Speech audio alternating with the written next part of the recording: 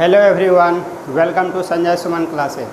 आज हम लोग देखेंगे how to crack Bihar DELED 2022 से 2024।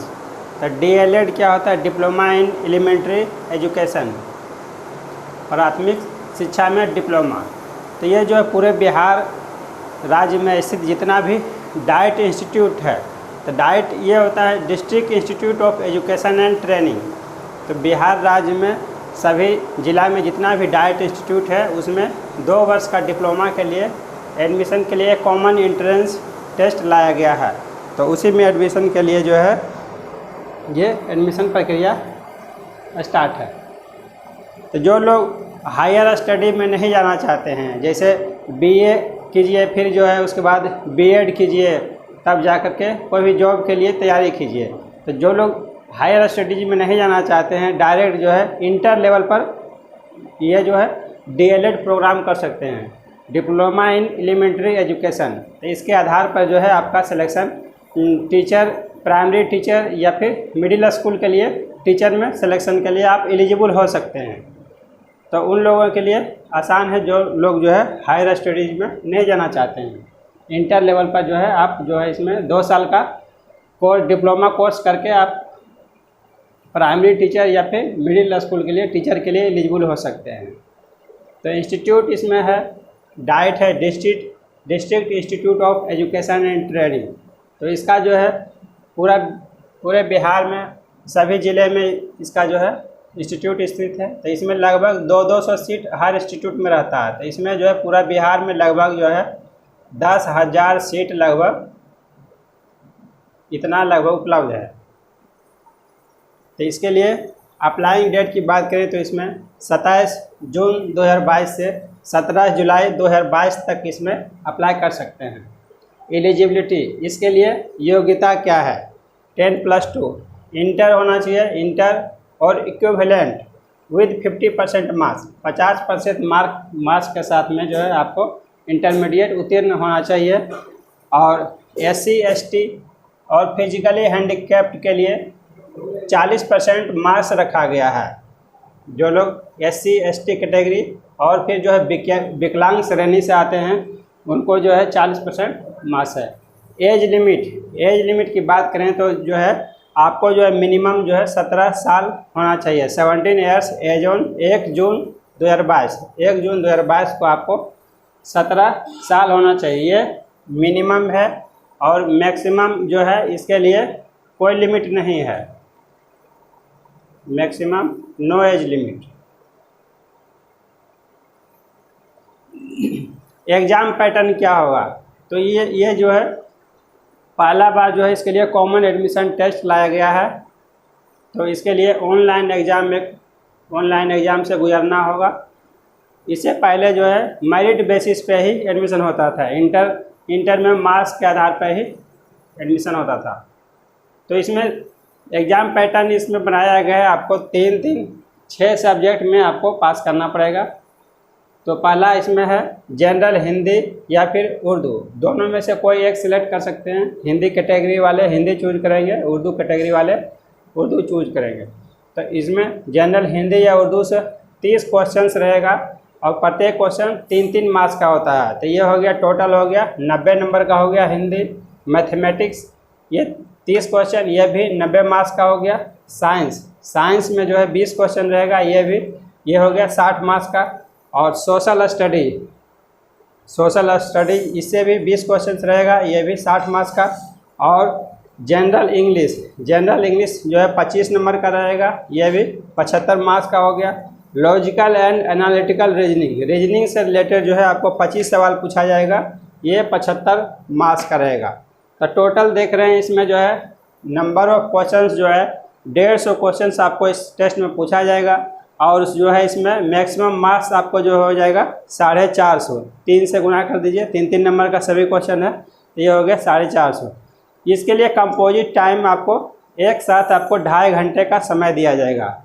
और इसमें जो है निगेटिव मार्किंग का प्रावधान है, 1 मार्क्स निगेटिव मार्किंग का प्रावधान है। 1 नंबर जो है आपका कट जाएगा, 1 निगेटिव होने के चलते। अब इसमें हम लोग देखते हैं, इसके लिए हम लोग को कौन कौन सा बुक्स पढ़ना चाहिए, और फिर देखेंगे हम लोग इसके लिए किस तरह से हम लोग अपना स्ट्रेटजी बनाएंगे ताकि जो है इसमें ज़्यादा से ज़्यादा स्कोर कर सकें। तो इसका एग्ज़ाम पैटर्न जो है अगर हम देखें तो जो है कुछ जो है बिहार बीएड एडमिशन टेस्ट के जैसा मिलता है।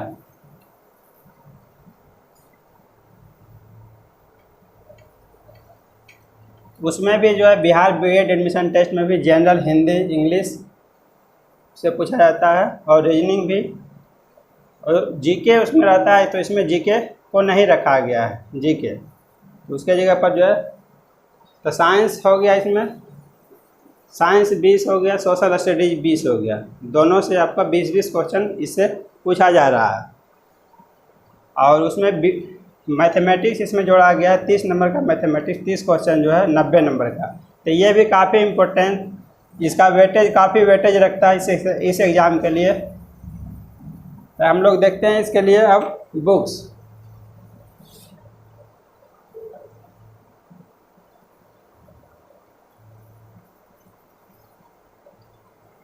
ये डिप्लोमा इन एलिमेंट्री एजुकेशन जो है आपका जो है एलिजिबिलिटी इसमें 10+2 लेवल के आधार पर आपका एलिजिबिलिटी रखा गया है। तो इसमें कम से कम आपको जो है 10th लेवल क्लास का पूरा तैयारी होना चाहिए। तो जनरल हिंदी के लिए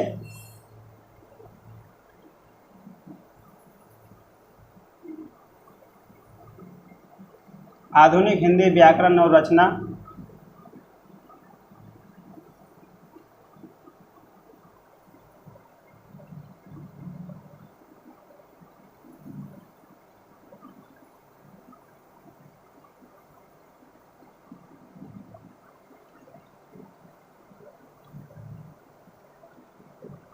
इसको पढ़ सकते हैं भारतीय वन का। मैथमेटिक्स के लिए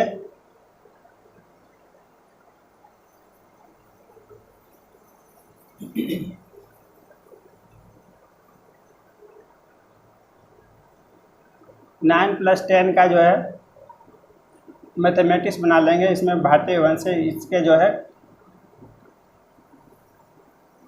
इतना आपके लिए काफ़ी है। साइंस से तो साइंस में जो है आप जो है इसमें एनसीईआरटी का बुक पढ़ सकते हैं। इसमें एनसीईआरटी का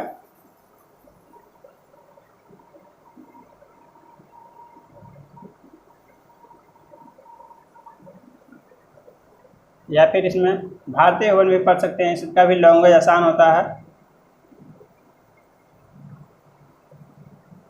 तो एक बार अगर आपका भारतीय वन पढ़े हुए हैं तो ये भी आप पढ़ सकते हैं। एनसीईआरटी का बुक इसको भी एक बार आप पढ़ सकते हैं। सोशल स्टडीज़ के लिए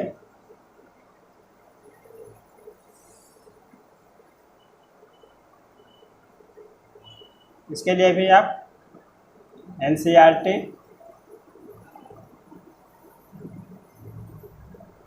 या फिर इसमें भी आप भारतीय वन का बुक पढ़ सकते हैं।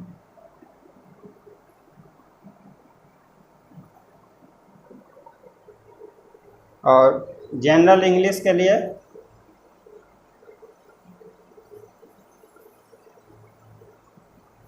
तो जनरल इंग्लिश के लिए आपको जो है इसमें पूछा जाएगा ग्रामर से रिलेटेड सवाल बेसिकली पूछा जाएगा। तो इसमें आपको ग्रामर पोर्शन पूरा क्लियर करने का ज़रूरत है।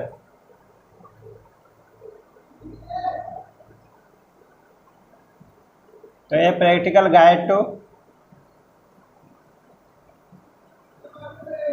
इंग्लिश ग्रामर,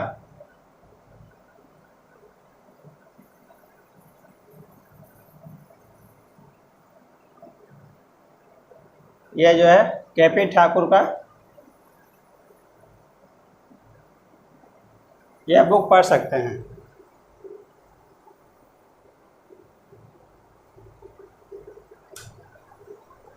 तो ये जो है इसमें इंग्लिश के लिए एक बुक आपको काफ़ी है, ये practical guide to English grammar. अब आते हैं रीजनिंग के लिए। एक पेपर जो है आपका रीजनिंग पेपर से रहेगा। ये 25 क्वेश्चन जो है 75 मार्क्स का हो गया। तो इसके लिए जो है रीजनिंग 360,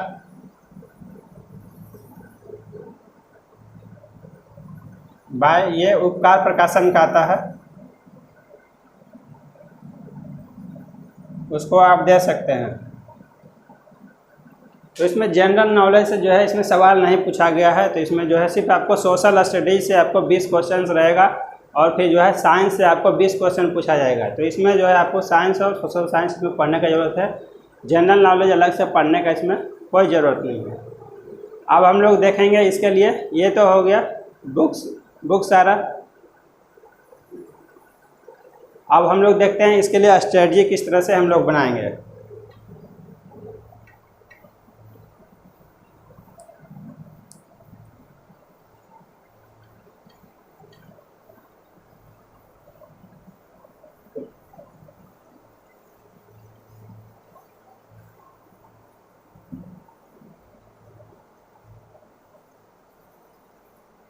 स्ट्रेटजी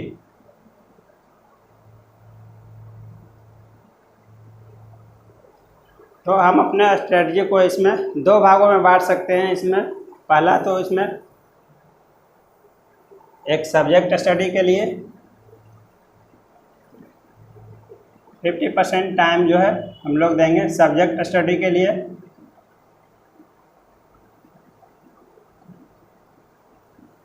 और 50% टाइम सेल्फ असेसमेंट के लिए।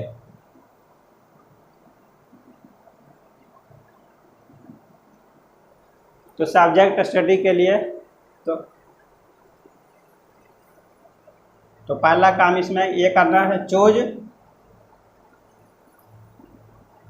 1 book for each subject.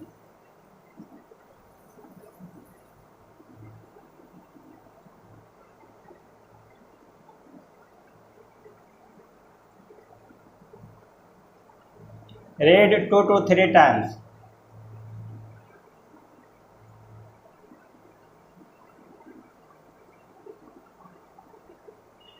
Same book.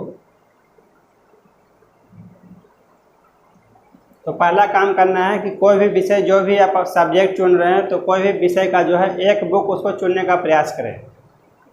एक विषय के लिए एक बुक। जैसे हो गया साइंस के लिए जो है आप पेपर चुन रहे हैं, साइंस के लिए कोई भी एक बुक पढ़ने के लिए चुने तो एनसीईआरटी। तो एनसीईआरटी या भारतीय में कोई भी एक बुक पहले आप सेलेक्ट कीजिए जो आपको पढ़ने में अच्छा लगे। तो सबसे पहला काम ये करना है, आपको सेलेक्ट करना है, choose 1 book for each subject. प्रत्येक विषय के लिए एक सब्जेक्ट चुने। उसके बाद जो है read 2 to 3 times same book. एक ही बुक को कम से कम आपको 2 बार तो आपको अवश्य पढ़ना चाहिए। 3 बार पढ़ने के लिए आपको टाइम नहीं मिलेगा, क्योंकि ये तो कंपटीशन का एग्ज़ाम है, उतना तो टाइम आपको नहीं मिल पाएगा। 1-2 महीना के अंदर में आपका एग्ज़ाम में आ जाएगा। तो इसमें कम से कम आप जो है 2 बार इसमें पढ़ लेंगे तो आपका रिवाइज भी हो जाएगा और आपका जो है जो भी पढ़ेंगे आपका लॉन्ग टर्म मेमोरी में चला जाएगा। तो ये दोनों काम इसमें आपको कंपलसरी करना है। उसके बाद हम लोग आते हैं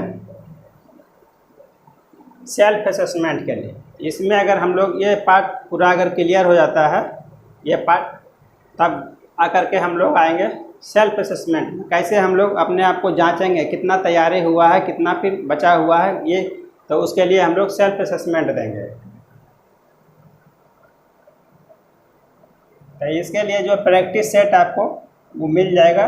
ये तो एग्ज़ाम तो पहले नहीं हुआ है, इसका पहला बार इसका ऑनलाइन एग्ज़ाम लिया जा रहा है इसका। इससे पहले जो है मेरिट बेसिस पे ही एडमिशन होता था। तो आपको क्वेश्चन बैंक नहीं तो प्रैक्टिस सेट आपको मिल ही जाएगा। तो प्रैक्टिस सेट ले सकते हैं। उसके बाद जो है daily 1 mock test. Daily 1 mock test दीजिए।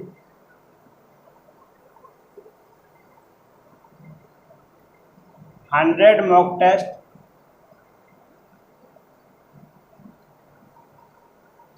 Before the exam.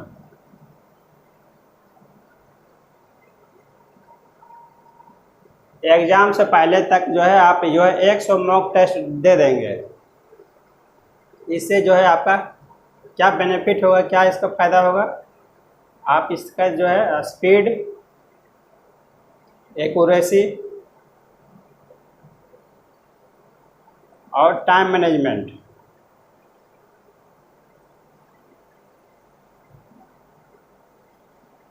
तीनों में आपको सुधार करने का ज़रूरत है। तो डेली मॉक टेस्ट देने से पहला नंबर तो आपका जो है स्पीड बढ़ जाएगा। 150 क्वेश्चन आपको जो है 2.5 घंटे में टाइम लिमिट के अंदर में आपको हल करना है। तो ये आपका डेली मॉक टेस्ट देने से आपका स्पीड बढ़ते जाएगा, बढ़ाने का स्पीड बढ़ जाएगा।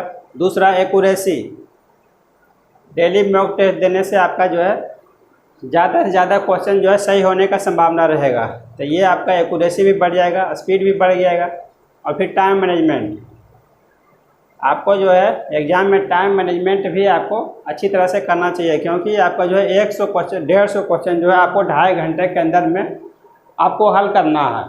और उसके बाद जो है आपका नेगेटिव मार्किंग भी है, इसमें आपको इस बात का ध्यान रखना है। नेगेटिव मार्किंग भी जो है 1 मार्क्स का है, जिसके चलते जो है आपको ज़्यादा से ज़्यादा मॉक टेस्ट देने का ज़रूरत है, ताकि जो है आपका स्पीड बढ़े और ज़्यादा से ज़्यादा क्वेश्चन आपका सही हो, एक्यूरेसी हो, और जो है टाइम मैनेजमेंट, टाइम लिमिट के अंदर में आप सारे सवालों को हल कर सकें।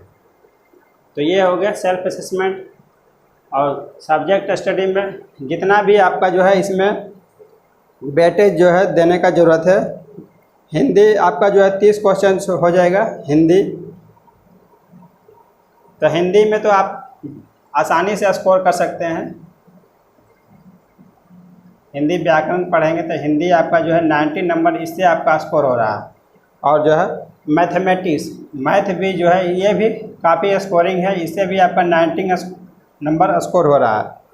और साइंस, सोशल साइंस से 20-20 क्वेश्चन। और इंग्लिश ज़्यादा नंबर स्कोरिंग वाला जो है आपका इंग्लिश 75 नंबर इससे। और रीजनिंग से भी 75 नंबर है। तो ये सभी ज़्यादा जो है ज़्यादा से ज़्यादा आपका स्कोरिंग सब्जेक्ट है, इसमें ज़्यादा से ज़्यादा आप नंबर उठा सकते हैं। तो मैथ के लिए जो है आप जनरली जो है इसमें तो 1 से 8 तक ही इसमें पूछा जाता है, लेकिन ये तो कंपटीशन है, इसमें जो है आपको आगे का तैयारी हमेशा होना चाहिए। भीड़ से अलग होने के लिए आपको जो है आगे का तैयारी होना चाहिए। तो आप इसके लिए जो है 10 क्लास लेवल तक आप जो है सारे पेपर को अगर कंप्लीट करते हैं, हिंदी, मैथ, इंग्लिश, रीजनिंग जितना भी हो गया, साइंस, सोशल साइंस, तो आप हमेशा जो है भीड़ से अलग रहेंगे।